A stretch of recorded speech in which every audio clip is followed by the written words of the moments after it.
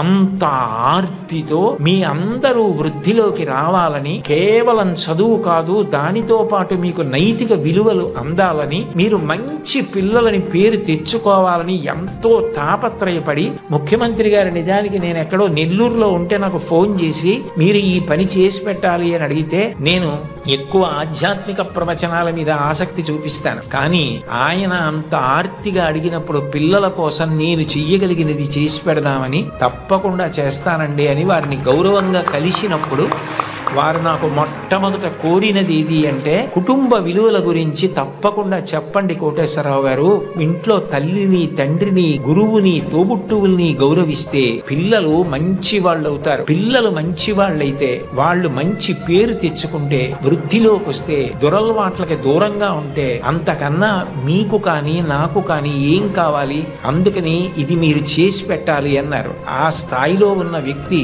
నిజానికి అంత బతిమాలి అడగక్కర్లేదు. అంటే ఆయనకి